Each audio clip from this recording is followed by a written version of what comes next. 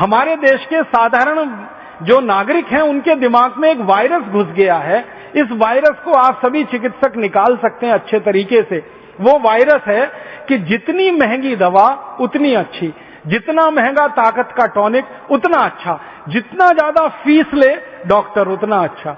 ये गलत एक वायरस घुस गया हमारे देश के नागरिकों के मन कि ज्यादा फीस ले रहा है तो अच्छा डॉक्टर है, खूब दवाएं लिख रहा है, एक छोटी बीमारी के लिए 15-16 दवाएं लिख रहा है तो बहुत अच्छा डॉक्टर है, फिर ऊपर से इंजेक्शन ठोक दे तो और अच्छा डॉक्टर है।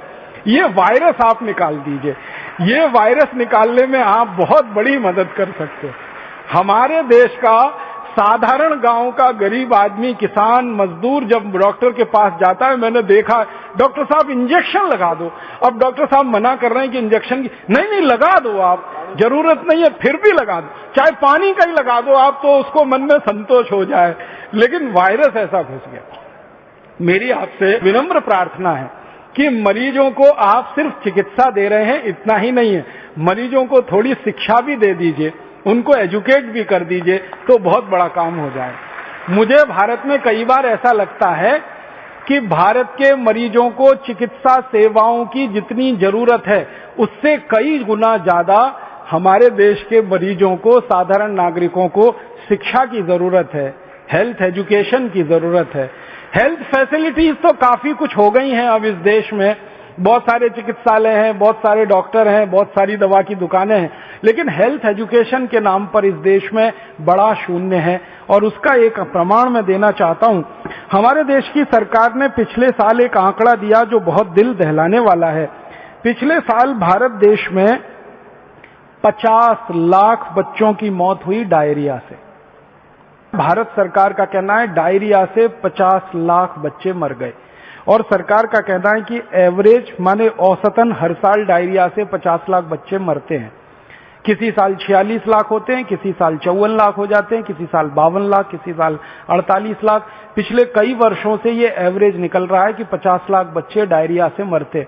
सभी चिकित्सक इस बात को बहुत गहराई से समझते हैं कि डायरिया बहुत जल्दी और आसानी से ठीक होने लायक बीमारी है, बस इसमें एजुकेशन की जरूरत है। शायद इसमें दवा की इतनी जरूरत नहीं है, लेकिन एजुकेशन की जरूरत है।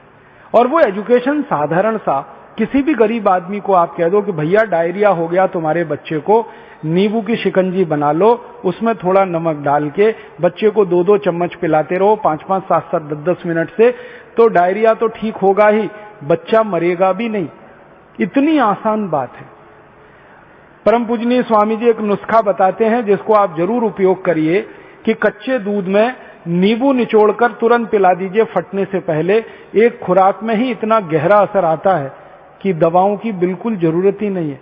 तो जिस देश में कच्चे दूध में नींबू निचोड़कर डायरिया ठीक होने की पूरी व्यवस्था हो और घर में नींबू की शिकंजी बनाकर नमक मिलाकर पिलाने की सबके पास सुविधा हो, उस देश में 50 लाख बच्चे हर साल मर जाएं डायरिया से, ये एक ही बात का प्रमाण है कि हमको हेल्थ फैसिलिटी नहीं, हेल्थ एजुकेशन की बहुत जरूरत है इस देश को।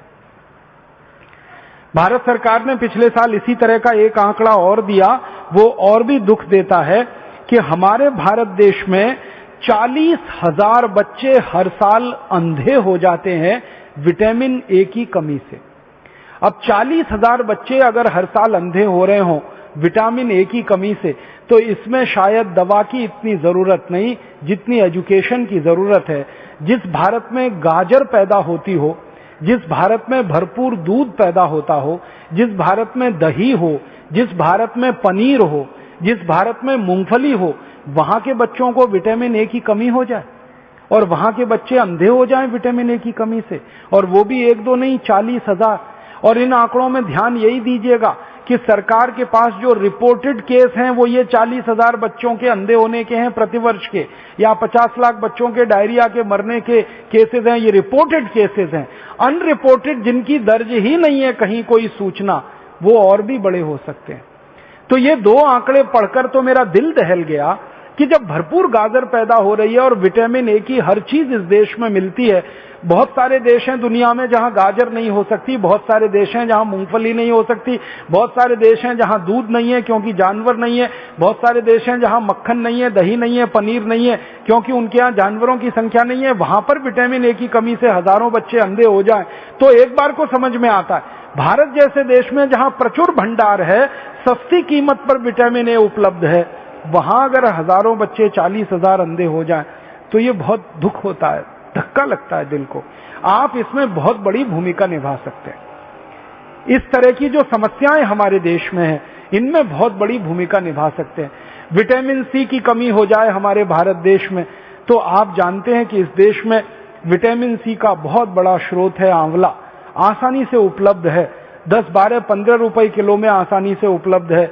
जब सीजन आता है तब आप इसको इकट्ठा करके रख सकते हैं और इसको सालों साल इस्तेमाल कर सकते हैं।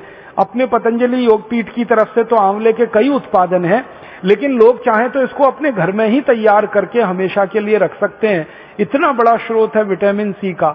अब हमारे पास प्रकृति ने दिया, भगवान ने दिया, विटामिन ए के स्रोत हैं। विटामिन B12 की तो भारत में कभी कमी नहीं हो सकती क्योंकि यहाँ के लोग जितने तरह की सब्जियां खाते हैं, जितने तरह के फल, मौसमी फल खाते हैं, सवाल ही नहीं उठता कि हमको विटामिन B12 कभी कमी हो जाए। ऐसे हमारे देश में प्रकृति के द्वारा जो बहुत सारे समृद्ध पदार्थ हैं, सस्ते हैं, कीमत में आसानी से उपलब्ध हैं, हर जगह होते हैं। सबसे बड़ी बात है कि आंवला भारत में हर जगह आसानी से मिल जाता है, गाजर भारत में हर जगह आसानी से मिल जाती है, टमाटर हर जगह आसानी से मिल जाता है। तो क्यों नहीं हम इनका हमारे मरीजों में, हमारे देश के साधारण नागरिकों में प्रचलन बढ़ाएं। और इस प्रचलन को हमारे देश में जितना ज्यादा आप बढ़ा देंगे, हमारे मरीजों की फालतू दवाओं पर निर्भरता उतनी कम हो जाएगी। कैल्शियम की कमी के आपके पास जितने सारे मरीज आते हैं और आप उनको कैल्शियम के बहुत सारे स्रोत बताते हैं और आप भारत में बहुत सारी सस्ती सस्ती चीजों से कैल्शियम को उपलब्ध करा सकते हैं। सबसे आसानी से कैल्शियम हमारे यहाँ उपलब्ध है चूने के पत्थर के रूप में। और चूने का पत्थर एक 50 पैसे का बाजार से खरीदो, पानी में डाल के उसको रखो तो इतना चूना बन जाता है कि साल, 2 साल, 5 साल, 10 साल हम बहुत आसानी से अपने कैल्शियम की पूरे परिवार की जरूरत कम कर सकते हैं। आप भारत के लोगों को एक छोटी सी बात कहिए, विनम्रता से मैं आपसे कहना चाहता हूं कि लोगों से कहिए कि कैल्शियम की कमी पूरी करनी है तो सेंडोज की गोलियां ले आते हैं। कैल्शियम सेंडोज की सैकड़ों रुपए की गोलियां आती हैं। बेचारा गरीब आदमी तो सोच के ही परेशान हो जाता है, फिर उसका खर्चा बहुत बढ़ जाता है। माताओं को अक्सर गर्भावस्था के समय में कैल्शियम की गोलियां आप सब बताते हैं, तो उनको इतना ही कह दीजिए कि चूना खाओ, और लोगों से कहिए चूना लगाओ मत, किसी को चूना खाओ। चूना लगाने के लिए नहीं है, खाने के लिए है। ये चूना लगाने की जो आदत आ गई है हम में, अंग्रेजों से सीख सीख कर हमने चूना लगाना सीख लिया सबको। पहले कोई इस देश में किसी को चूना नहीं लगाता था, अंग्रेजों के आने के बाद हमने चूना लगाना सीख लिया। तो लोगों से कहिए चूना लगाओ मत, चूना खाओ। ये चूना खाने के लिए है। हाँ, बस इतना ही विनम्रता से कहिएगा कि तंबाकू के साथ मत खाओ। उसको खाना है तो दही में डाल के खाओ, उसको खाना है तो दाल में डाल के खाओ, उसको पीना है तो पानी में डाल के पियो। मामूली सी मात्रा जीरे के दाने के बराबर, गेहूं के दाने के बराबर दही में, नहीं तो दाल में, नहीं तो सब्जी में, नहीं तो पानी में आसानी से खाया जा सकता है और बहुत बड़ा कैल्शियम का स्रोत है। भगवान ने इतना बड़ा कैल्शियम का स्रोत इस देश को दिया है, शायद ही किसी देश में होगा। वो चूने का पत्थर ही है जिससे हम सीमेंट बना रहे हैं, वो चूने का पत्थर ही है जो 20 तरह के उद्योग में जा रहा है। वो ही चूना हमारे मरीजों के कैल्शियम की पूर्ति में बहुत बड़ी भूमिका निभा सकता है। तो ये साधारण सी बातें आम आदमी के दिल दिमाग में बहुत जल्दी बैठ जाती हैं, लेकिन आप कहेंगे तो ज्यादा अच्छे से। कोई दूसरा कहेगा ना तो कुतर्क करेगा, तुम क्या डॉक्टर हो, तुमको क्या मालूम है। लेकिन जब कोई डॉक्टर उसको कह रहा है तो बहुत गहराई से, एक तो परंपरा से आई हुई है बात, चूना उसके दादाजी खाते थे, दादाजी के दादाजी खाते थे, वो भी खाते थे, देखा है उसने। फिर आपने और जोड़ दिया उसमें कि ये कैल्शियम का सबसे बड़ा भंडार है, तो बात तो पक्की बैठ जाएगी उसके मन में। फिर वो अपनी जीवन शैली को इस तरह से बना लेगा कि सैंडोज की गोलियां खा खाकर करोड़ों रुपए एक विदेशी कंपनी को देना, क्योंकि आप जानते हैं सैंडोज जो है विदेशी कंपनी है, उसके करोड़ों रुपए का धंधा सिर्फ ये गोलियों का ही है। और ये धंधा हम भारतवासियों के अनजाने में, गैर जानकारी में हो रहा है। अगर ये जानकारी बढ़ जाए भारतवासियों की तो बहुत बड़ा काम आप सब मिलकर कर पाएंगे। तो मेरा एक ही विनम्र आपसे कहने का प्रयास है वो ये कि आप थोड़ा एजुकेशन, किसी भी पेशेंट को थोड़ी एजुकेशन दीजिए, थोड़ी शिक्षा दीजिए, सामान्य ज्ञान उसको बताते जाइए ताकि वो गंभीर बीमारियों से बचता रहे, अपने परिवार को भी बचाता रहे। बहुत दुख होता है कि भारत में 60 से 70% बीमारियां खराब पानी के कारण है, गंदे पानी के कारण है। अब मरीजों को और हमारे देश के सभी साधारण नागरिकों को ये बताया जा सकता है कि भाई पानी को ठीक करके पियो, उबाल करके पियो, छान करके पियो, इसकी गंदगी से आप इतनी बीमारियों से परेशान हो। डायरिया तो आप जानते हैं कि खराब पानी से ही होता है, हैजा तो आप जानते हैं खराब पानी का ही दुष्परिणाम है। आप तो जानते हैं लीवर की कई सारी बीमारियां बहुत सारे गंदे पानी के कारण, खराब पानी के कारण है। तो ये साधारण सी बातें हमारे मरीजों को ध्यान में आप लाते रहें और उनको थोड़ा एजुकेट करते रहें, शिक्षित करते रहें, तो बहुत बड़ा काम आप सब कर सकते हैं।